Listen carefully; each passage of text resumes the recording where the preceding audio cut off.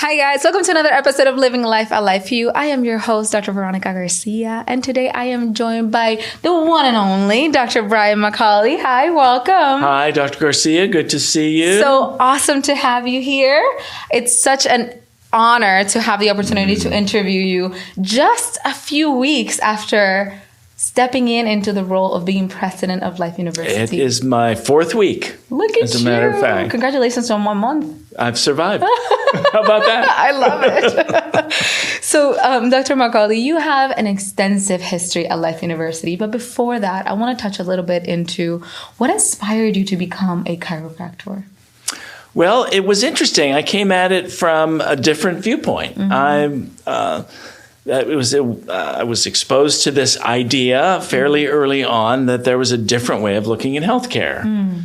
And I found this fascinating. And I went to a chiropractor. I was a patient. And, he explained about this whole theory that, you could look at the body as a machine that broke down occasionally. And when it broke down, you did something and went and got it fixed. And that was kind of the main model out there. But he presented this idea that, no, there's another way of looking at the body, that there's the potential for health inside. And he used this term innate intelligence, which I'd never heard about. But it made sense to me that there's this inner vitality that's within everybody. And he explained the job of the chiropractor is not to fix what's broken per se. Right. It's to allow the expression of that potential, and that's what real health is, not if you're feeling okay in a particular point in time. And something about the concept just grabbed me right away, and I said, oh, that's what I want to do. Light bulb moment. Light bulb moment. I love that. So tell me, were you in college at the time? I was in high school. Okay. Yeah. Okay. Around that time where you're starting to think about career. Yeah. Choosing the rest of your life. Yeah. I love that. Yeah. Big decision. Yes. Where did you go to school? I went to school I did my undergrad at University of Toronto. I'm Canadian. And then I went to chiropractic school at a college named ADIO Institute, which you probably never heard of. No. And ADIO stands in chiropractic for above, down, inside out. Yes. And this was a college that was named after that principle. It changed its name to Pennsylvania College of Straight Chiropractic back in the day, and then it eventually dropped the straights, was Pennsylvania College of Chiropractic. So that's where I graduated in 1985, long time ago. And wait, I'm doing the math. I think that's 40 years. It is 40 years. But unfortunately, it doesn't exist anymore. Yeah. So, But now you get to lead an extraordinary school. Yes, truly. So tell us about your story with Life University. So I had the good fortune of having some terrific experiences with chiropractic education. I went back to school. I practiced in suburban Philadelphia in Pennsylvania for several years. And while I did, I went back to school and got a PhD in management, which is kind of my passion. And I had the opportunity, once I had that PhD with the DC, it's kind of a unique combination, I would say. And so I worked for Sherman College, first of all, in Spartanburg. I was their interim president for a short while. And then I got to go to Palmer in Davenport, Iowa. I was asked to come to start up Palmer, Florida. So I got to start up the campus there in Port Orange. So that was a fun experience, yes. I was vice president of academic affairs, and Palmer had the 3 campuses. They had 2 when I got there, Davenport, and then in California, Palmer West, and then we started Palmer, Florida. So I was there short time. And then I got an invitation, and Life University was in trouble, and that was in 2004. So I had the opportunity to come with Dr. Guy Reekman. He and I were working together at Palmer. He was the president, and I was vice president. And so we had the opportunity to come, and the school really was in trouble. So it was just a good opportunity, and it just felt like the right thing to do. Had been the world's largest chiropractic institution. Of course, it is again now, but and it had fallen into some challenges. Right. And so I got to be part of that team that helped resolve all those. So that was fantastic. It was a great experience. Look at that. So, yeah. And that was 2004. And I stayed for a decade until 2013. And then I was called to serve at Parker University as president. So So I got to spend 10 years with the fabulous place here. Look at that. Yeah, and then you're just back. And now I'm back. So after a presidency at Parker and then another presidency at Argosy University in Dallas. By the way, I was introduced recently at a chamber event as a serial college president. I was about to say. Which is sort of, I don't know if that's a compliment or not. Do you think? I don't know if it absolutely. is. Absolutely. Okay, I'll take it that Own way. it. Yeah. I think so. So I had some other terrific experiences inside chiropractic education and outside chiropractic education. And I got called by the chairman of the board here at Life in the summer and said, would you be interested in coming back? Yeah. And I said, yeah, I would. I would. So made the decision to come back and work as a consultant, really, starting in the summer in August. And then when Dr. Scott stepped down as president, as you know, the board asked if I would step in. So that's how it happened, and I'm thrilled because I'm back home. Yeah. What's beautiful, what comes to mind of when an organization invites you to be part of that big leadership position, the leadership position, is because they also see that you are able to see the pearls and the beauty and the in-between in these institutions to make sure that those are driven and glow and get bigger. And also removing the ones or managing down the ones that might not be shining a light. Yes. Right. So I love that is the experience that you bring into this institution, because this place is so dear to my heart. Like, it changed my life. It changed my family's life. And I have now the opportunity to see it with the students that I get to teach and whatnot, which is a beautiful thing. And to envision 50 more years of this institution is extraordinary. And I love that you're here for that as well. So tell me a little bit of what the transition has been over the last 4 weeks, of what are some of your goals that you would like to see this institution move towards? It's such an important question because, well, as you know, we just celebrated our 50th anniversary, right, in the fall. And it's got me thinking, and as an institution, we're thinking, right? So you think back when Sidnell Williams had the audacity, right, in 1974 to say, we have this different model of health, right? That health comes from, you're better correcting interferences to the expression of health than treating the symptoms. So they had that one kind of audacious idea. And back in 1974, that was pretty radical. Today, a lot of people feel this way, but not in 1974. Right. And then they had developed this other interpersonal model, right, which they called lasting purpose, or the dynamic essential. And it's really almost the same concept, but based on how we deal with each other as human beings. So this concept that we have this sort of infinite well of potential giving and sharing and serving each other, right? And we call that lasting purpose, to do, give, serve, and love, out of this sense of abundance, right? Just like health comes from this sort of well of what we call innate intelligence. It's really limitless, right? And so they took these two concepts and put them together. And they started running these seminars called Dynamic Essentials, and they were very popular, and people got a lot out of them.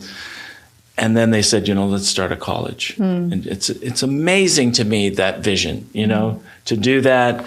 And in one of our buildings here that was just a warehouse, they started teaching, and they just kept growing and growing.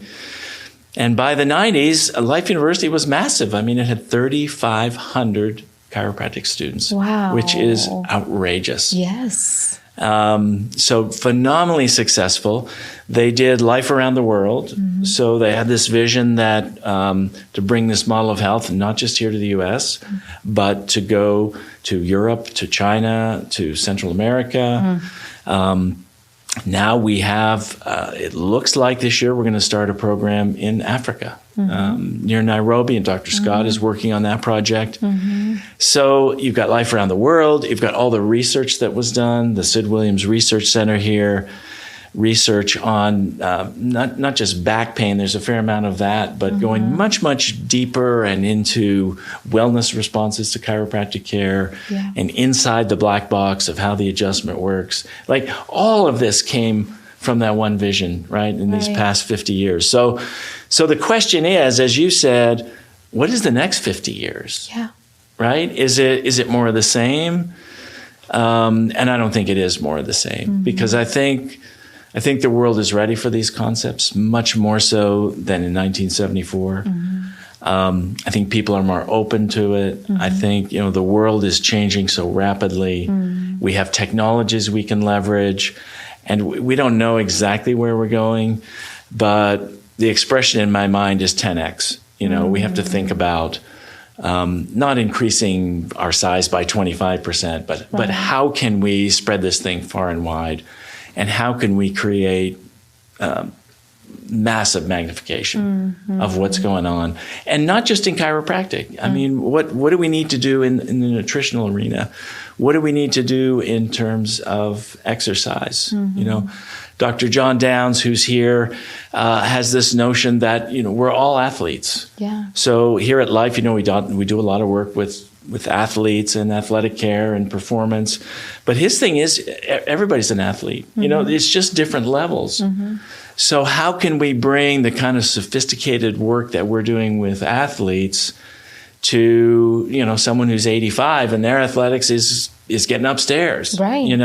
Or a little kid who's having trouble walking or whatever.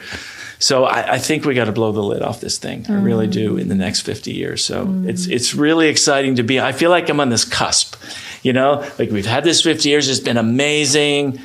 And we get to think about the next 50. And here I am, and I get to kind of mediate that conversation and be a part of it, right? Which is really cool. And lots of people will be part of it. Maybe we'll ask you. Oh, absolutely. I would love to. And it sounds like impact it's a word that's resonating with me. Like you're coming in with impact. Pop the bubble of Life University so that it can be contagious throughout not just Marietta and Atlanta and Georgia, but worldwide. We've had the opportunity of having here students from all around the world that are going back to those places, but to know that they can come back and continue sharing, hey, if you're thinking about whether it is chiropractic or an athletic career or an undergraduate career or a master's in positive psychology, like if you're thinking of these things, the only place that you're thinking of is Life University, period. Exactly. Like that's point blank. That's what it's supposed to be, because it's such an extraordinary place. Tell me a little bit about as you're transitioning for the next, let's say 6 to 9 months. So 2 to 3 quarters or whatnot. What are some of those changes that you hope to see within the staff and faculty as they understand a little bit more your vision for life? Oh, that's a great question. Yeah, so here's the metaphor, and we met with the staff on Friday, and what I said to them is, I said, have you ever seen a beautiful garden? It's a flower garden. It's got roses and tulips and daffodils and all kinds of things. But you notice it has some weeds, right? And some people say, well, just ignore the weeds. I mean, just everything's fine. Just what weeds? There's no weeds. There's no what weeds. What are you talking about? I don't see any weeds. So there's that kind of approach, And the other approach is, we know people who all they see is the weeds, right? They're like, oh, well, there's this weed, and there's a chickweed, and there's dandelions, and you're like, well, wait, there's this beautiful garden, So the approach we're using is, we see this beautiful garden. We see that the soil is fantastic. Yeah. We know it's in a great environment. We know it has lots of rainfall. We know that it's full of nutrients. So it is a beautiful garden, and it has the potential to be even better. And we deal with some weeds, right? So your 6 to 9 month question is huge, because we're gonna deal with some weeds. I mean, so we've got things we're working on to make the garden better. So we've identified 5 of those that we're going to be looking at, 5 different elements we're going to be focusing on to make our garden better, if you will. And we're calling this the Life Launchpad. I love that. And here's my thinking. We had this 50 years, we got to here, the 50 years of the future. So we got a little bit of work to do to get ready to launch that second 50 years, right? So that's the metaphor. You got it? Yeah. Okay. So here's the 5 things. One is, of course, it's always about the students and academic quality and getting them ready for success. Right now, we have been working, the College of Chiropractic, which is, of course, our largest program, has been working on getting students better prepared for national board scores. Absolutely. This has been an issue with us. They've done a great job. Our 2024 graduates have done really, really well. So we're going to continue to do that. So much work has already been done. Honestly, the message is just keep doing what you're doing, right. And the CC is going to be visiting us in a couple of weeks. They're going to be here on campus and checking in with us, and that's fantastic because they'll give us feedback on how we're doing. So we're excited about that. So that's the first one, the academic quality piece.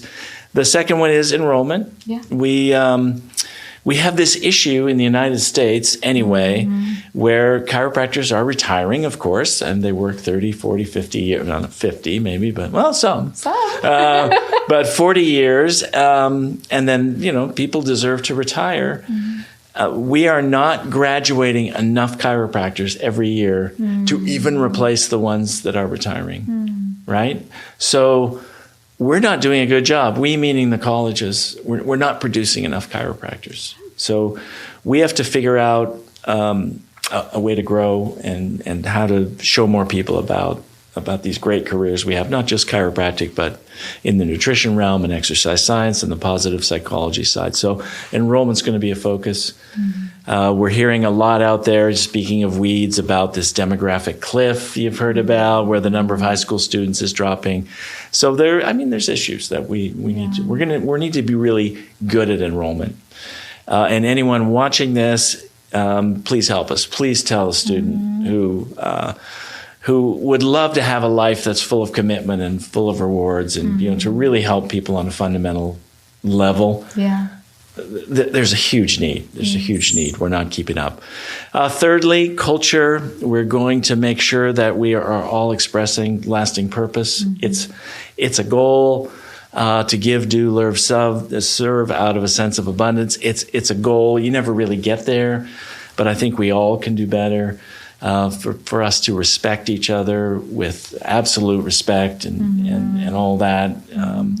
Very important. We are going to we're going to focus on our performance. We're going to become masters of performance, getting stuff done.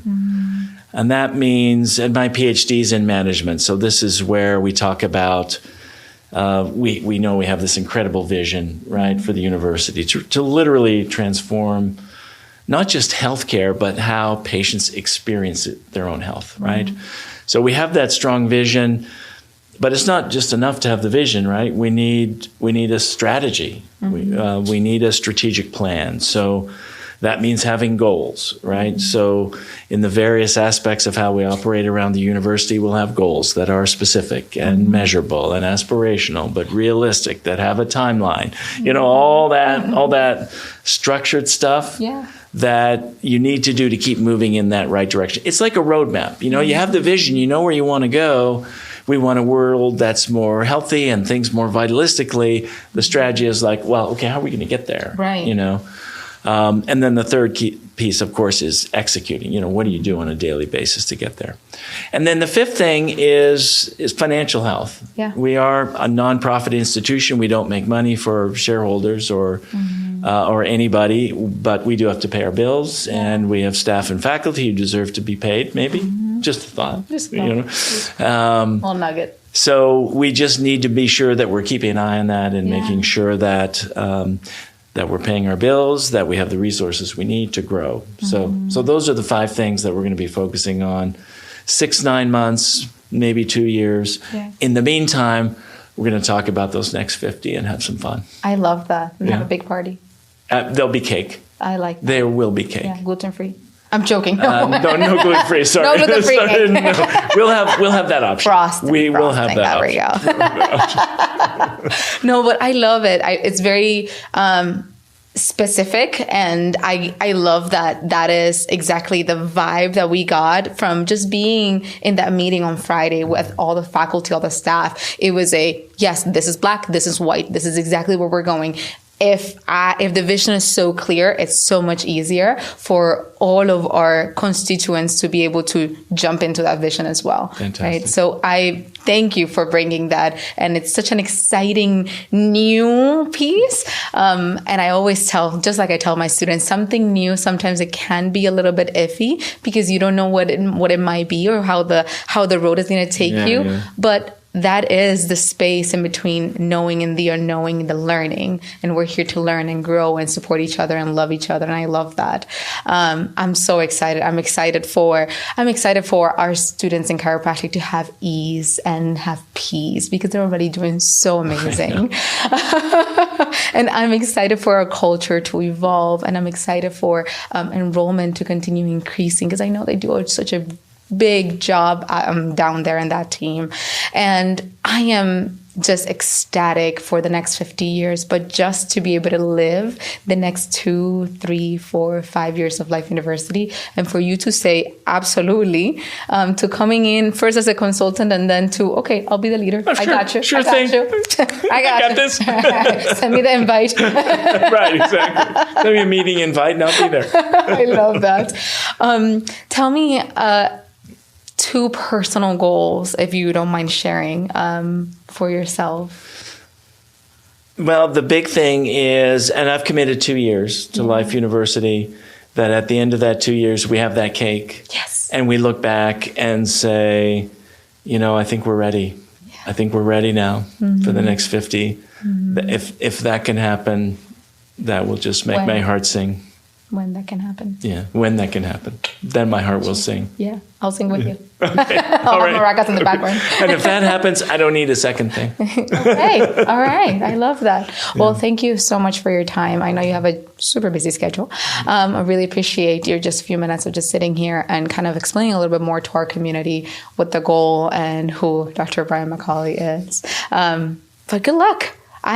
Good luck. We have your back 100%. We're excited. The students are excited. Everybody's excited. So thank you for your dedication and time and for saying yes. Appreciate you. Thank you, Veronica. You're welcome. Thanks. And we'll see you guys on the next episode of Living Life at LifeU. Have a good night. Take care. Bye.